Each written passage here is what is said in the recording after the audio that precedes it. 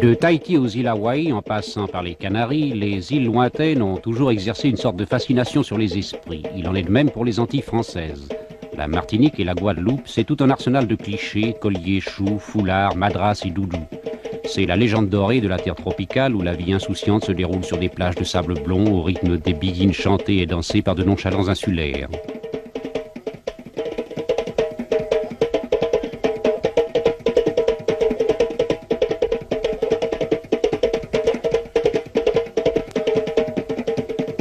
Filets de pêcheurs, petites cases coquettes le long de la route, champs de cannes, paysages verdoyants aux collines piquées de palmiers, le visage que présentent ces terres, promues en 1946 département français, tient de l'image d'Épinal. Seulement l'époque des îles heureuses est aujourd'hui bien révolue et il ne faut pas longtemps aux voyageurs pour déceler derrière ce décor charmant de villes blanches ouvertes à la brise du large un profond malaise. Consiste-t-il? La question, nous l'avons posée au député maire de Fort-de-France, la capitale de la Martinique, à l'auteur du cahier d'un retour au pays natal, au grand poète Aimé Césaire. Peut-être ce malaise consiste dans l'angoisse qui étreint tous les Martiniquais, à quelque classe qu'ils appartiennent, quand ils essayent d'envisager l'avenir. C'est un pays qui tremble pour l'avenir, un pays qui ne se découvre pas de perspective, si vous voulez. Voilà le signe essentiel de ce malaise. Est-ce qu'il y a de la misère? Incontestablement également. C'est un pays où le niveau de vie est bas, très bas, beaucoup plus bas qu'il ne peut apparaître que lorsqu'on se promène dans les rues de Fort-de-France. Souvent on m'a dit, mais c'est curieux, les gens sont bien habillés, ils sont chaussés, ils sont propres, il y a peu de mendiants, tout ça c'est vrai. Mais il ne faut pas se faire d'illusions, malgré cela, malgré ce décor extérieur. Et le Martinique est extrêmement soucieux de sa dignité extérieure. Malgré tout cela, il y a une misère réelle, il y a une misère profonde. Et moi, je le sais bien, dans mon cabinet de maire, tous les gens qui viennent me voir, toutes ces mères de famille, tous ces hommes qui viennent me parler des conditions dans lesquelles ils vivent, de leur habitat, et qui viennent demander du travail, c'est là véritablement qu'on peut mesurer la misère martiniquaise.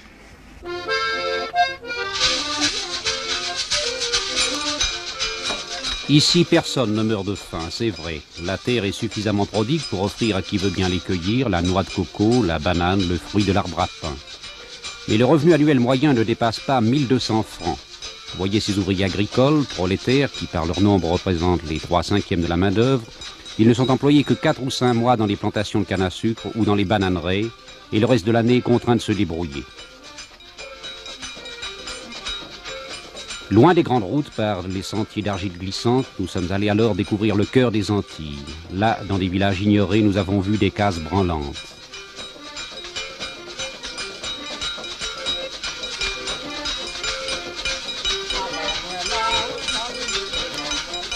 Pas d'eau courante, pas de plancher, pas de lumière, pas de fenêtre. Un seul ornement chez ces paysans inscrits au Parti communiste, une image de la Vierge.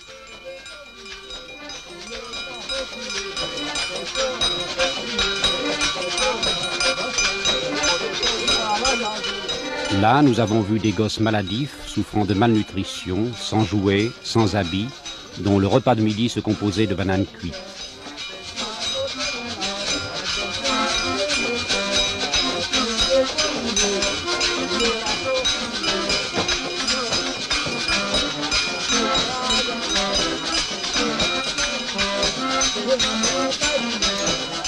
On construit des écoles, on construit des hôpitaux, un immense effort social est en cours.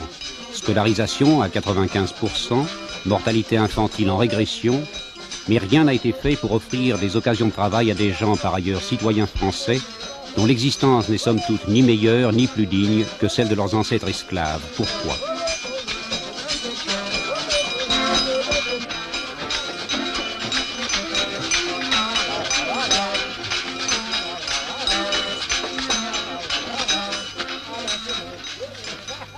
Vous avez combien d'enfants? 10. 10, c'est beaucoup. Oui. Pourquoi vous avez autant d'enfants? Je sais pas. Ils sont tous du même père? Non, des pères. Combien? 2 pères. 2 pères. Vous êtes mariés? Non. Vous allez à l'église le dimanche? Oui, couramment. À la messe? Oui, Tous les dimanches? tous les dimanches. Le problème est d'autant plus aigu que les îles sont surpeuplées. En Martinique, où 285 000 habitants vivent à l'étroit sur 1000 km², les statistiques révèlent une poussée démographique annuelle de 3,5%. D'ici 20 ans, la population aura donc doublé. Même chose en Guadeloupe, où le nombre des habitants croît de plus de 8 000 chaque année. De tout temps, le peuple a été amateur de familles grouillantes et a connu un nombre élevé de naissances illégitimes. Près de la moitié de ces jeunes Antillais sont des enfants naturels. Le système des allocations familiales a de plus été interprété comme un encouragement à la procréation. Avec mes souvenirs, j'ai allumé le feu, mes chagrins, mes plaisirs, je n'ai plus besoin d'eux. Et pourtant, ici, c'est la France, à qui l'oublierait les hurlements d'Édith Piaf, que Radio Antilles propage jusque dans les HLM de Fort-de-France, aurait au fait de le rappeler. Si elles sont parmi les plus jeunes départements français, la Martinique et la Guadeloupe sont aussi parmi les plus anciennes terres françaises d'outre-mer.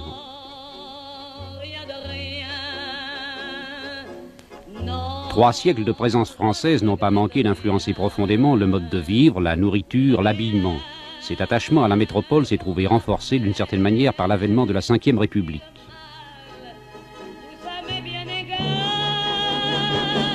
Lors du voyage du général de Gaulle aux Antilles, il y a 2 ans, beaucoup de ceux qui eurent droit au shake-hand présidentiel refusèrent ensuite et pendant longtemps de se laver les mains. Le goût de la critique, aussi répandu ici que le penchant pour le beefsteak pomme frite, peut passer également pour un signe de l'influence française.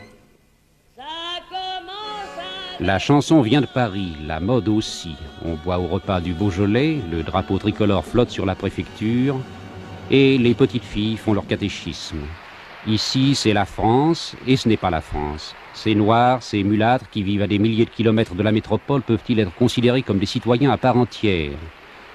Aucune de ces femmes qui se veulent élégantes comme une Parisienne, aucun de ces Noirs qui à l'école a appris l'histoire de nos ancêtres les Gaulois ne veut l'indépendance, mais la voix s'amplifie de ceux qui réclament l'autonomie. Je crois que si véritablement nous voulons résoudre nos problèmes, il faut libérer l'initiative martiniquaise. Vous connaissez la vieille formule de Lamennais sur la centralisation abusive. On a dit que c'est l'apoplexie au centre et que c'est la paralysie aux extrémités. Eh bien, nous sommes à une des extrémités, une extrémité lointaine, 7000 km de la France, et effectivement, je considère que le système actuel, pour la Martinique, signifie l'immobilisme. Et l'immobilisme, pour un pays comme celui-ci, et qui est en pleine croissance démographique, qui dans 20 ans va doubler de population, ben, l'immobilisme dans un pays comme celui-ci, c'est la mort. C'est la ruine, c'est le chaos. Voilà pourquoi je crois qu'il faut changer le statut départemental. Ne pensez-vous pas qu'il est illogique de la part des Antilles, à l'heure de la décolonisation, de l'indépendance, de vouloir rester attaché à un pays métropolitain situé à des milliers de kilomètres? C'est un des paradoxes, mais vous savez bien que l'histoire est faite de paradoxes. Et la route de l'histoire n'est pas simple, il faut tenir compte de l'histoire. La Martinique a vécu en symbiose avec la France depuis 3 siècles. Et la géographie est une force, mais l'histoire aussi est une autre force. Et si vous voulez, culturellement, nous avons toujours appartenu à l'univers français. Il était contestable qu'il y a dans ce pays une présence extrêmement forte de la civilisation française. Ce n'est pas la seule composante, comme voudraient le faire croire certains Martiniquais. Et ce n'est pas la seule composante, comme voudraient le faire croire le gouvernement français. Par exemple, je considère qu'il y a une autre composante qui est la composante africaine. Enfin, il est absolument incontestable qu'il y a ici une très forte influence culturelle française et traditionnelle française, si bien que nous appartenons à l'univers français, avec des variantes.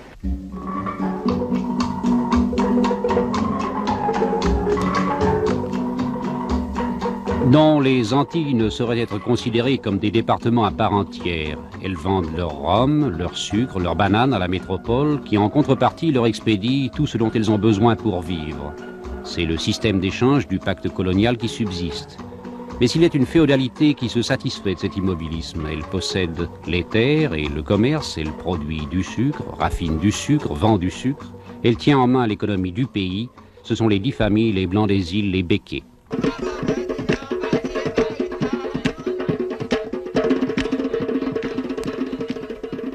Déjà le sang a coulé. Décembre 1959, un automobiliste français ayant insulté un scooteriste antillais, la dispute dégénéra en une véritable émeute. Couvre-feu, état de siège, fusillade, 3 morts. 3 morts, c'est aussi le bilan des troubles qui, au printemps 1961, accompagnèrent une grève d'ouvriers agricoles. Depuis, règne un calme apparent, peu de gendarmes dans les rues, aucune démonstration spectaculaire. Mais cet équilibre est fragile. Le moindre choc suffirait à le rompre. On parle d'ailleurs de répression. Le fait est que les mesures arbitraires pleuvent, révocation de fonctionnaires, saisie de journaux, interdiction de meetings. Certains parlent des Antilles comme d'une prochaine Algérie. Est-ce que vous souscrivez à la formule? Je n'y souscris pas parce que ce serait simpliste. Et que dans l'histoire, il n'y a jamais 2 situations pareilles. L'autre disait qu'on ne se baigne pas dans le même, on se baigne jamais 2 fois dans le même fleuve. Eh bien, c'est encore plus vrai dans le domaine historique. Il est clair que la situation martiniquaise et la situation antillaise présentent des différences considérables. Différences de civilisation, différences de tradition, différences géographiques, différences politiques. Par conséquent, la Martinique ne peut pas être une deuxième Algérie. Ce que l'on peut dire, c'est qu'il y a cependant quelques éléments qui ne sont pas sans rappeler la situation algérienne et qui font que les hommes qui ont la charge administrative de ce pays devraient faire attention au nom de ce principe, à savoir que les mêmes causes entraînent les mêmes effets. Nous avons d'abord la même poussée démographique qu'en Algérie, nous avons le même manque d'industrialisation, nous avons le même type d'économie qui reste encore une économie coloniale, et nous avons le même système politique qui est un système de fausse assimilation, un système de fausse intégration. Par conséquent, il y a là un mythe qui n'est pas sans rapport avec le mythe algérien, le mythe de l'Algérie française, et puis il y a hélas quelques institutions extrêmement fâcheuses et qui ne sont pas sans rappeler ce que nous avons connu en Algérie, par exemple la fraude électorale, la division du pays légal et la séparation entre le pays légal et le pays réel, le culte du gouvernement pour la fausse représentation. Bref, le béni oui-oui n'est pas seulement algérien, le béni oui-oui c'est aussi un idéal, l'idéal administration française métropolitaine à la Martinique. L'avenir est sombre. Si les autorités n'y veillent, d'ici 3 ans, les Antilles compteront 50 000 chômeurs. On parle alors d'industrialisation. Mais pour l'heure, la mode est au tourisme.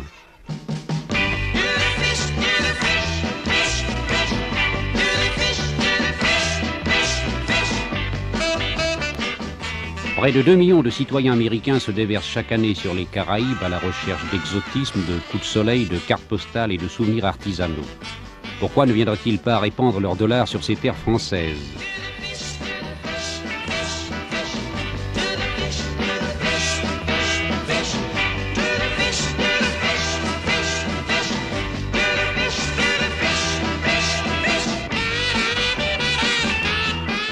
Nulle part dans les Antilles, il n'y a de plages aussi charmantes, de bougainvilliers aussi éclatantes, de paysages aussi variés.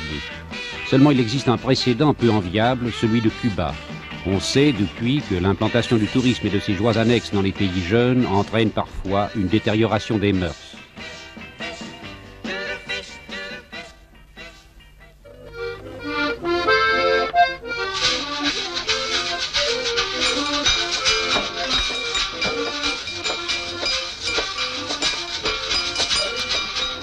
Sonner l'alerte à propos des Antilles peut paraître prématuré.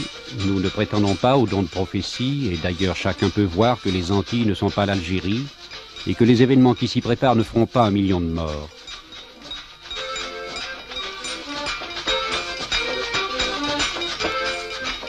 Mais ces terres françaises depuis 300 ans risque de réserver à la France de pénibles surprises. Ce n'est pas que rien n'ait été fait par la métropole. Au contraire, l'aide apportée, les projets en cours semblent plus importants que jamais. Mais le problème est ailleurs. Nous vivons à l'époque où chaque peuple veut accéder à la majorité.